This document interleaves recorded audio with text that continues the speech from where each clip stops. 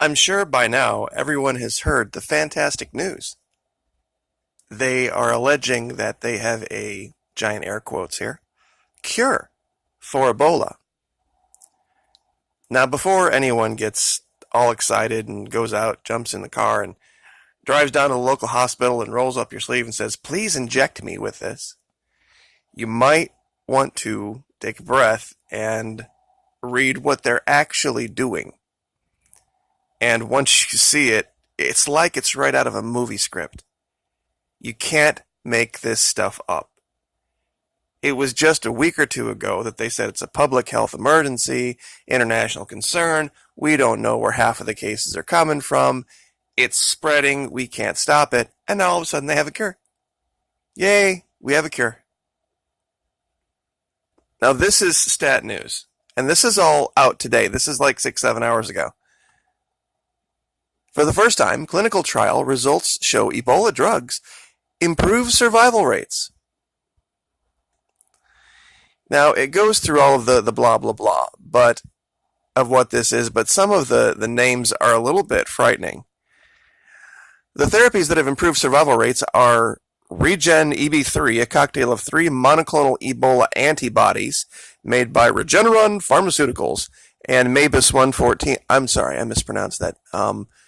MABE 114, a single monoclonal antibody developed by the National Institute of Allergy and Infectious Diseases, also known as NIAIDS. Part of the National Institute of Health, the clinical trial will continue comparing these two drugs in Ebola treatment centers in the DRC. Now, it gets better. One of the drugs tested in West Africa, ZombieMap, has shown a signal that it was improving survival. Oh, but darn, the outbreak ended before the trial could conclude. I mean, people just got better before they could figure out how to cure them. The outbreak ended before the trial could conclude. That means that not enough people were getting sick for them to continue to study how to fix it. That makes perfect sense. In the current clinical trial called the PALM study, the acronym stands for Pamoja Tulindi Maisha, which is Swahili for Together Save Lives. That together part, that's what you really need to pay attention to here, because it still gets better. And apparently Regen EB3 was better than ZombieMap. Close behind, Mabus 114, developed by Ridgeback Biotherapeutics, a Florida-based, whatever you want to call it, medical research facility. And of course, the clinical trial was conducted at Ebola treatment centers in Beni, Katwa, Butembo, and of course, Mangina. But going forward, only the 2 drugs will be used. Apparently, Regen EB3 and Mabus 114 are better than ZombieMap and Remdesivir. But just wait. I'm getting to it down here. I'm reading through as I'm talking to you.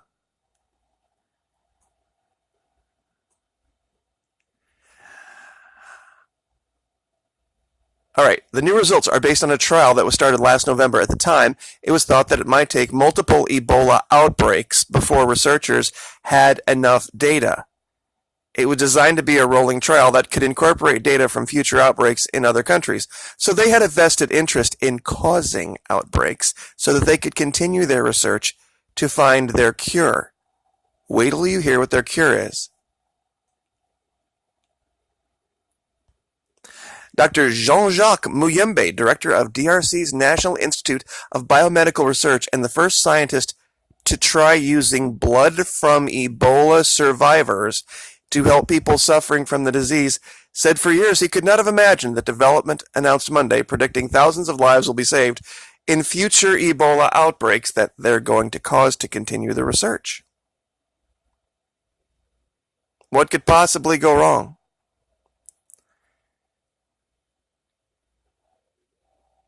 And here's where they actually detail it. They talk about everything we just talked about in this article, but they literally admit it. in much clearer language than they did in the last article. Okay, so talking about a cocktail of drugs, all these different things, the proteins and how Ebola works, right? And how they were testing it in mice. But listen to this. Over here on the right, an even better solution, some have posited, would be to mine the serum of Ebola survivors and harvest the DNA from the white blood cells that make antibodies. That would yield a set of genetic instructions for making antibodies with a proven track record against the Ebola virus. That's what NIH's Mabus 114 is. This is what they're doing.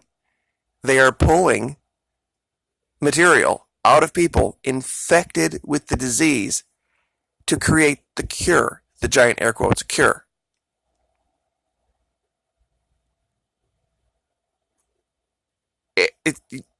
I don't even know how they're, sometimes you just are at a loss for words on what quote-unquote science says is a good idea. Here's this scourge that's wiping out thousands and thousands of people. First we say the only way you can catch it is by having contact with the bodily fluids of a corpse or someone who's very shortly going to become a corpse. But then they say once they're dead, you know what? Let's pull out some of that fluid and let's go over here and we'll throw it in a centrifuge and then maybe we'll boil it and then we're going to inject it over here into Bob. And let's see what happens to Bob and that'll cure Bob.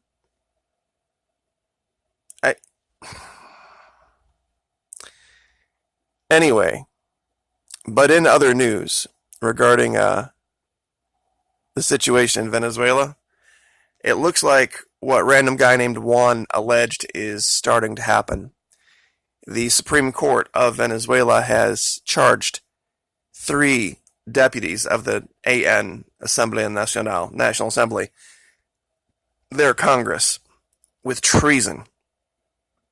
See, it's kind of ironic that everything that the Trumpanzees, the people who worship the current administration, all of their garbage, their crap about the deep state and all of the make-believe sealed indictments, all that kind of crap, never happened here. Never going to happen here. But it happens in Venezuela. They have a country that is actually holding people, elected people, accountable. And here they're charging. Imagine if 3 sitting senators, U.S. senators, were arrested, pulled out of their seats, and charged with treason and put in jail. Can you imagine that? In this country? Well, that's what they're doing down here. Well done, by the way. The Supreme Court of Justice of Venezuela ordered Monday to commit the responsibility of 3 deputies belonging to the National Assembly in contempt for committing crimes that threaten the peace and sovereignty of the country. The 3 deputies are accused of treason, conspiracy, instigation to the insurrection, civil rebellion, concert to commit crimes, usurpation of functions, public instigation to disobey the laws, and continue hatred. Now, 3 is a good start. And these are the 3 guys right here. But this is what random guy named Juan was completely afraid of. That now with the complete, total, utter failure of DC, that the leader of the country is going to find out who is colluding with DC, and he's going to get rid of them. Piece by piece by piece by piece. And maybe he'll be able to do it without completely dissolving the National Assembly. Who knows? I'm not going to hold my breath on that one because you get rid of enough of them and the thing just won't operate. That's one of the reasons I talk about de facto states' rights. And trust me on this, it's going to take some time. But when these politicians that are wearing the R chains or the D chains, when they go to their town halls, or they go to their constituents, or they go out and they start to campaign, and they realize simply by announcing themselves as an R or a D, people just get up and leave and walk away, and they won't even listen, and they won't support you, and they won't have dialogue with you, and you're made irrelevant, and they get destroyed on social media for being associated with the parties. When we start to do that, that's when things will change. Change will happen magically and drastically. But the first step has to be anyone who is running for office, no matter what, if they are not an R or they are not a D, you support them. You like all of their social media. You engage them. You share all of their information with everyone you know, no matter who they are, if they're not an R or a D. And anyone who is an R or a D, you block them, you delete them, you report them, you make them irrelevant. You don't engage with them. Literally, if you still have a TV, every time something comes up regarding anybody who's an R, shut the TV off.